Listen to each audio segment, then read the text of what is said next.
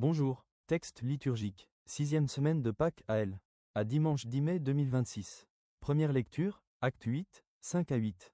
14 à 17. Évangélisation de la Samarie. Lecture du livre des Actes des Apôtres. Philippe, l'un des 7, arriva dans une ville de Samarie, et là il proclamait le Christ. Les foules, d'un seul cœur, s'attachaient à ce que disait Philippe, car tous entendaient parler des signes qu'il accomplissait, ou même ils les voyaient. Beaucoup de possédés étaient délivrés des esprits mauvais, qui les quittaient en poussant de grands cris.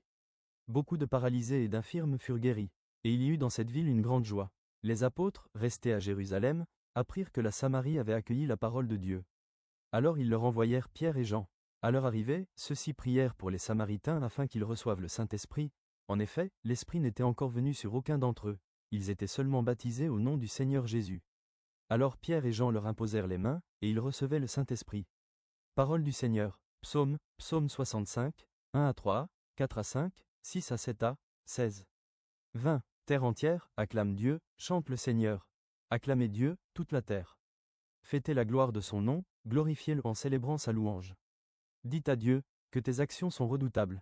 Toute la terre se prosterne devant toi, elle chante pour toi, elle chante pour ton nom. Venez et voyez les hauts faits de Dieu, ses exploits redoutables pour les fils des hommes. Il changea la mer en terre ferme, ils passèrent le fleuve à pied sec. De là, cette joie qu'il nous donne. Il règne à jamais par sa puissance. Venez, écoutez, vous tous qui craignez Dieu, je vous dirai ce qu'il a fait pour mon âme. Béni soit Dieu qui n'a pas écarté ma prière, ni détourné de moi son amour.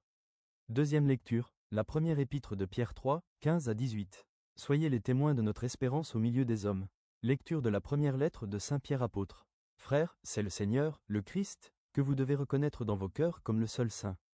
Vous devez toujours être prêt à vous expliquer devant tous ceux qui vous demandent de rendre compte de l'espérance qui est en vous, mais faites-le avec douceur et respect.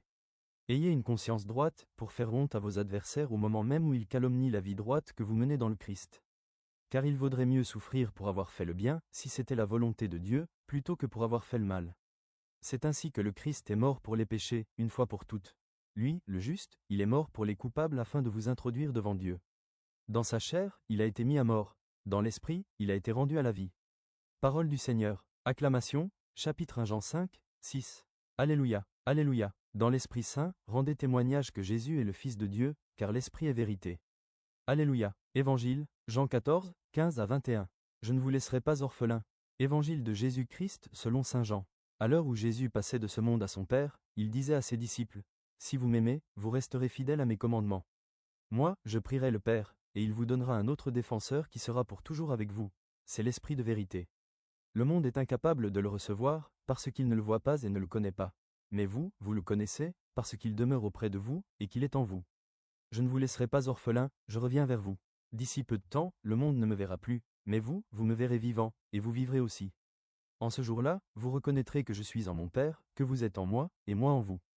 Celui qui a reçu mes commandements et y reste fidèle, c'est celui-là qui m'aime. Et celui qui m'aime sera aimé de mon Père. Moi aussi je l'aimerai, et je me manifesterai à lui. Acclamons la parole de Dieu. Méditation 1. L'Évangile en ce 6e dimanche de Pâques nous engage déjà vers la fête de jeudi prochain, en rez-de-chaussée, c'est le dimanche 17 mai 2026, jour de l'ascension de notre Seigneur dans les cieux, événement par lequel Dieu exalte Jésus-Christ et l'établit au-dessus de toutes les puissances et de tous les êtres. Dans ses adieux, Jésus d'un ton rassurant et affectif, indique à ses disciples que la marque distinctive de leur amour pour lui est la fidélité à ses commandements. À cet attachement au commandement du Seigneur, se rattache un don du Père et du ressuscité, le don du défenseur, le consolateur ou l'Esprit Saint. Le Seigneur dit à cet effet, « Je ne vous laisserai pas orphelin, je reviens vers vous. » Jean 14,18. En réalité, c'est grâce à l'Esprit Saint que tout disciple ou baptisé entre en communion d'amour parfaite avec le Père et le Christ Jésus. C'est le cas des nouveaux convertis et baptisés en Samarie par Philippe. Il a fallu aux apôtres Pierre et Jean, conformément au mandat reçu du Seigneur, d'y aller pour leur imposer les mains afin qu'ils reçoivent l'Esprit Saint. Actes 8, 6. 14 à 17. Ceci atteste à l'avance la nécessité du sacrement de confirmation. Tout de même, c'est en étant habité par l'Esprit Saint que chaque baptisé pourra être capable de donner, avec douceur et respect, des raisons claires et véritables de son espérance en Jésus-Christ mort, ressuscité et glorifié, la première épître de Pierre 3,15-16. Méditation 2. Bien chers frères et sœurs dans le Seigneur, que la grâce et la faveur de notre Seigneur Jésus descendent et demeurent sur chacun d'entre vous. Nous cheminons petit à petit vers la Pentecôte, cette fête où les apôtres remplis de l'Esprit Saint sortent pour annoncer l'Évangile. Et pendant que nous continuons notre cheminement vers la Pentecôte, Le Seigneur continue de nous former, de nous instruire, de petites instructions que nous pouvons porter en attendant le moment où l'Esprit viendra. En ce 6e dimanche de Pâques, le Seigneur nous interpelle sur certains éléments. Il y en a 2 sur lesquels je voudrais partager aujourd'hui et qui reviennent dans les Écritures. D'abord, nous avons la compétition qui est couplée avec un certain complexe et le deuxième élément c'est le mensonge. Jésus nous interpelle aujourd'hui sur ces choses-là. D'abord la compétition doublée d'un certain complexe est visible aujourd'hui dans la deuxième lecture où nous voyons Philippe qui est l'un des 7 diacres choisis pour épauler les apôtres dans le service de table, qui a été envoyé en Samarie, proclame la bonne nouvelle et les gens y adhèrent. Ils sont baptisés. Philippe a fait son travail de baptiser puisque dans l'Église on ne s'improvise pas dans la mission est donnée. On est envoyé pour faire quelque chose de précis. Philippe ne dépasse pas sa mission, il a été envoyé pour annoncer l'Évangile et baptiser et après il appelle les apôtres pour qu'ils viennent imposer les mains aux baptisés afin qu'ils reçoivent l'Esprit Saint. Il ne décide pas de le faire lui-même. Malheureusement dans notre Église aujourd'hui, nous nous bagarrons à cause de petits complexes, à cause des compétitions qui sont inutiles. Chacun veut prendre la place de l'autre.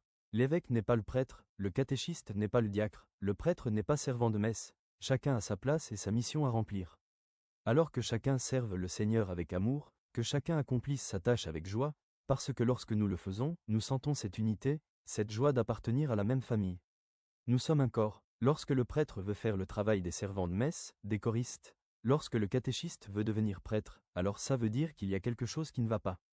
Les rôles ont été repartis dans l'Église et Dieu n'est pas bête d'avoir donné à chacun sa tâche et son rôle dans l'Église.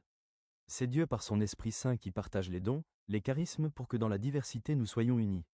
Réfléchissons à cela, chacun dans la mission qu'il a reçue dans l'Église. Cela peut se répercuter dans la famille. Dans la maison, papa n'est pas maman n'est pas papa, les enfants ne sont pas les parents. Et lorsque nous ne respectons pas nos rôles, c'est la cacophonie et la destruction.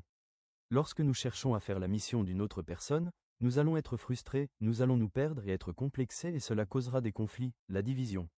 Et le diable utilisera cette porte pour détruire l'Église et nos familles. Faisons très attention à la manière dont nous accomplissons nos missions. Bannissons le complexe dans notre vie et dans nos relations aux autres. Ne soyons pas complexés d'être femme à la maison, d'être celui qui lave l'Église, car c'est pour le bien de tous, pour l'épanouissement de tous.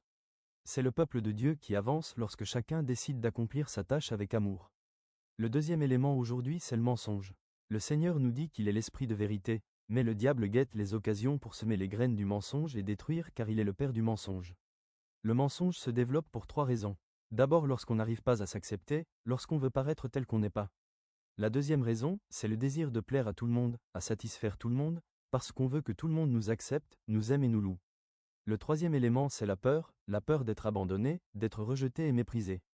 Nous avons l'expérience de Paul et les gens pensent qu'il ment peut être pour les piéger. Nous avons également Philippe qui aurait pu mentir qu'il est un apôtre, mais il a combattu cette tentation de mentir, de paraître qu'il n'est pas. C'est pourquoi nous devons demander l'esprit de vérité au Seigneur, l'esprit qui nous aide et nous pousse à être ce que nous sommes comme Église, comme famille. Car là où il y a la vérité, il y a l'amour. Même dans une relation humaine, lorsque le mensonge commence à mentir, ça veut dire que c'est le début de la fin, que l'amour commence à partir, que l'amour commence à s'effriter. Parce que mentir c'est devenir ce qu'on n'est pas, pactiser avec le diable et vivre dans la peur d'être rejeté pour ce que nous sommes. Lorsque nous disons la vérité, le Père viendra en nous et nous aidera.